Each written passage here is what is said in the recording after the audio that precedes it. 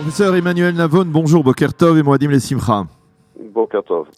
Alors nous allons vous demander de commenter avec nous ce matin les deux discours qui ont été prononcés hier soir à la tribune de l'Assemblée générale des Nations Unies. Tout d'abord le discours du Premier ministre Benyamin Netanyahou, ensuite nous parlerons également, peut-être ensemble nous parlerons du discours de Mahmoud Abbas, mais tout d'abord le discours de Benyamin Netanyahou avec à nouveau, on va dire, l'incontournable dossier iranien qui a occupé, on va dire, l'essentiel de cette intervention, des révélations de Benyamin Netanyahou, des révélations également sur l'existence d'usines d'amélioration des prestations des missiles iraniens qui sont détenus par le Hezbollah. Alors, pas mal de révélations. On s'y est habitué, disons, de la part de Benyamin Netanyahou. Qu'est-ce qui vous a, vous, marqué dans ce discours ? D'abord, je pense que c'est l'un des meilleurs discours qu'il a jamais donné à l'ONU, peut-être même le meilleur. On connaît évidemment les discours de Netanyahou à l'ONU qui sont toujours de très bons discours, mais celui-là était particulier justement à cause des révélations qu'il a faites et je dirais aussi du message qu'il a envoyé. À savoir, le message en fait était de dire, ça fait plusieurs années que je préviens le monde et en particulier l'Europe je mets en garde l'Europe sur l'accord qui a été signé avec l'Iran. Et voilà les preuves que l'Iran triche, que l'Iran ment. Et un message aux Européens sur le fait qu'ils continuent d'apaiser l'Iran en dépit de ces preuves. C'est ça, on a l'impression, et dites-moi si je me trompe, que le Premier ministre Benyamin Netanyahou sent qu'il a le vent en poupe, qu'il a le soutien très ferme de l'administration Trump et qu'il peut se permettre, on va dire, de rentrer dans les Européens qui continuent à soutenir l'Iran, quoi. Alors justement, puisqu'il y a aujourd'hui en réalité un profond désaccord entre les États-Unis et les Européens sur le dossier iranien. Et là, Netanyahou a pris une position très ferme en faveur de la position américaine. Preuves à l'appui. Il ne s'agit pas d'un débat philosophique. En rappelant aux Européens qu'au moment où le régime iranien prévoit des attentats contre des citoyens européens, eh bien Federica Mogherini et les autres dirigeants européens déroulent le tapis rouge à Rouhani et continue de verser des sommes d'argent au gouvernement iranien qui l'utilise pas pour améliorer la vie des citoyens iraniens, mais au contraire pour continuer de financer les missiles du Hezbollah en Iran et tout le système de soutien de l'Iran à travers le Proche-Orient. Donc je crois que le message était également très clair vis-à-vis des Européens.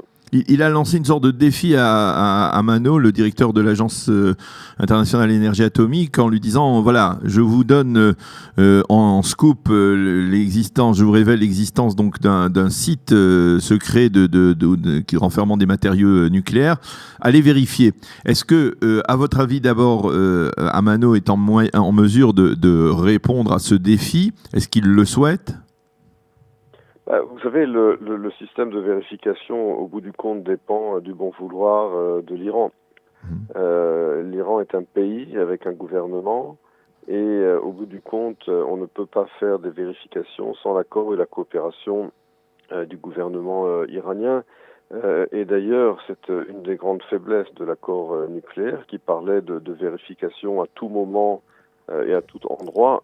En réalité, on s'aperçoit que ce n'est pas du tout le cas, puisque les Iraniens excellent à cacher au dernier moment leurs activités nucléaires illicites. Et je crois que ce que voulait dire aussi Netanyahou hier soir, c'est que l'Agence internationale pour l'énergie atomique n'est pas efficace, elle n'a pas la capacité véritablement de vérifier et de bloquer l'Iran dans son programme nucléaire. Et que c'est une des grosses faiblesses évidemment de l'accord aussi sur le nucléaire qui parlait de vérification mais qui en réalité ces vérifications n'ont pas lieu tout simplement parce qu'elles dépendent du bon vouloir du gouvernement iranien qui sait cacher ces activités nucléaires illicites. Alors, vous parliez d'efficacité. Binyamin Netanyahou, on le sait, vous le disiez aussi, est extrêmement habitué à ce genre de prestations devant à la tribune de l'Assemblée générale des Nations unies. C'est son terrain de prédilection. J'ai calculé qu'il a fait au moins 13 discours de ce type depuis qu'il est Premier ministre au cours des 20 dernières années, puis il était ambassadeur d'Israël à l'ONU également avant. Donc, Binyamin Netanyahou connaît parfaitement le terrain. La question que je vous pose, est-ce que ce genre de discours a une forme d'efficacité? Est-ce que finalement cela peut avoir des retombées? Parce que, bon, on le sait, il y a des dizaines de discours à l'Assemblée générale, de la tribune de l'Assemblée générale des Nations unies. Quel est l'impact d'un tel discours sur la communauté internationale, en particulier par exemple sur les Européens, à votre avis? Il faut bien comprendre qu'en Israël, les discours de Netanyahou à l'ONU ont une présence médiatique énorme. Oui, ça lui fait gagner des points sur le plan électoral, ça c'est incontestable. Parce qu'il faut bien comprendre que les autres chefs d'État et de gouvernement qui parlent à l'ONU, c'est à peine mentionné dans leurs médias. Enfin, juste avant Netanyahou, il y a eu le Premier ministre belge. Oui. Vous imaginez bien que ça n'a pas été un événement international avec une grosse présence et une couverture médiatique. Parce qu'évidemment, sans vouloir porter atteinte à la Belgique, il n'y avait pas grand-chose à dire ou à entendre. Mais c'est vrai que dans le cas de Netanyahou, justement parce que le sujet iranien est un sujet qu'il met toujours sur la table, ça a beaucoup plus d'écho. Mais également vis-à-vis de l'électorat israélien, c'est quelque chose qui est toujours prévu pour le 8h, heure d'Israël, 8h du soir, à l'heure des informations. Évidemment, tout cela est calculé. Mais encore une fois, c'est aussi un moyen pour lui d'envoyer des messages, pas seulement pour l'audience qui est en face de lui, mais évidemment pour les médias qui relèguent ces messages, des messages vis-à-vis des dirigeants européens, comme je l'ai dit, vis-à-vis de l'électorat israélien. C'est vraiment une opportunité d'envoyer des messages très clairs sur la politique israélienne sur la scène mondiale. Alors, pour nous revenir également après le discours de Binyamin Netanyahou à celui de Mahmoud Abbas, le leader de l'autorité palestinienne, qui a prononcé son allocution quelques minutes, 1 heure avant Binyamin Netanyahou, on peut dire que les deux hommes se sont livrés à une sorte de jouxte oratoire autour de la loi sur l'État-nation.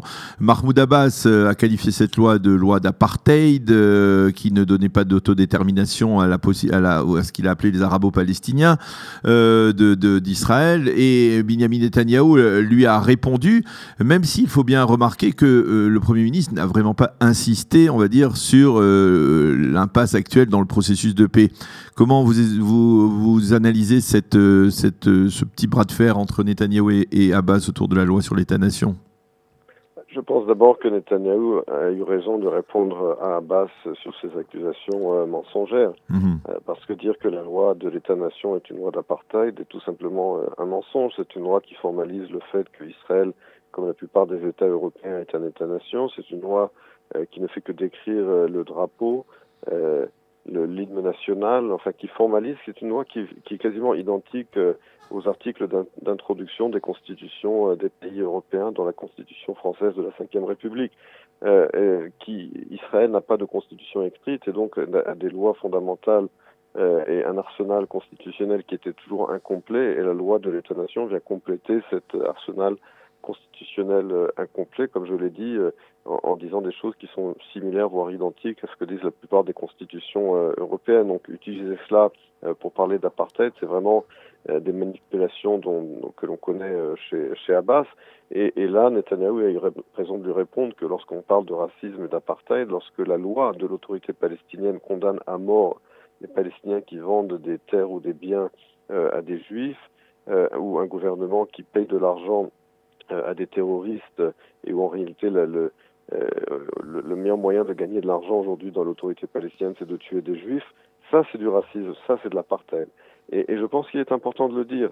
On peut avoir des débats, des désaccords sur le contenu de la loi de l'État-nation, mais dire qu'il s'agit d'une loi d'apartheid, ce qui est complètement faux, et quand la personne qui le dit est le chef d'une entité gouvernementale qui condamne à mort dans le système judiciaire, condamne à mort des gens qui vendent des terrains à des juifs juste uniquement parce qu'ils sont juifs, ce sont des choses qu'il était important de dire. Un mot sur le discours de Mahmoud Abbas. On a eu le sentiment, mais c'est peut-être pas un sentiment tout à fait objectif, que le président palestinien était, on va dire, plutôt affaibli, fatigué, éteint, frustré de l'état actuel de la situation de son peuple et de son leadership aujourd'hui aussi. Vous avez eu ce sentiment ?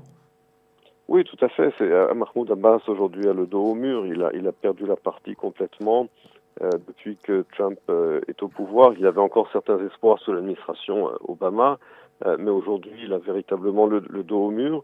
Et puis les autres pays sur lesquels il aurait peut-être pu compter pour essayer de le soutenir, finalement, ont perdu tout intérêt dans le dossier palestinien, parce que je crois que les Palestiniens aussi, le leadership palestinien paye le prix de son comportement qui consiste toujours à prendre l'argent de la communauté internationale, à toujours accuser Israël de tous les maux du monde, à jamais vouloir faire de compromis historiques ou à réformer l'autorité palestinienne. Et au bout d'un moment, même les pays qui soutiennent l'autorité palestinienne en ont assez. Donc il a complètement perdu les États-Unis, mais je pense également que les pays qui le soutenaient traditionnellement dans le passé, eux-mêmes, sont très désabusés. Par rapport à Mahmoud Abbas, vous avez le sentiment que le leader palestinien est aujourd'hui un poids pour le peuple palestinien, c'est-à-dire qu'il est celui qui obstrue, on va dire, une possibilité de retour à la table des négociations ? De toute façon, le leadership palestinien, je veux dire, historiquement, c'est un leadership qui a commencé dans les années 20 du siècle dernier avec Raja Amin al-Husseini. Ensuite, il y a eu Arafat, puis aujourd'hui Mahmoud Abbas. Vous voyez, ça fait 3 personnes en un peu moins d'un siècle. Et tous ont toujours rejeté tout compromis avec Israël. Je veux dire, le conflit n'est pas un conflit de frontières, c'est un conflit qui est beaucoup plus profond. On l'a vu à la conférence de Camp David à l'été 2000, refus de tout compromis sur la question du soi-disant droit au retour, sur la légitimité même d'Israël. Et c'est ça le fond du problème. C'est pour ça que le conflit n'est toujours pas résolu et n'est toujours pas soluble à l'heure actuelle. Et Mahmoud Abbas représente justement ce refus fondamental lorsqu'il dit jamais nous reconnaîtrons Israël comme État-nation du peuple juif, jamais nous ne ferons de compromis sur les réfugiés sur Jérusalem. Donc dans de telles conditions, on ne voit pas du tout comment est-ce qu'on peut arriver à un compromis historique. Eh bien, professeur Emmanuel Navon, merci beaucoup d'avoir accepté de commenter ces 2 discours prononcés hier par Binyamin Netanyahou et par Mahmoud Abbas à la tribune de la 73e Assemblée Générale des Nations Unies. Merci d'avoir été avec nous et Moadim les Simcha, Shabbat Shalom. Et Shabbat Shalom.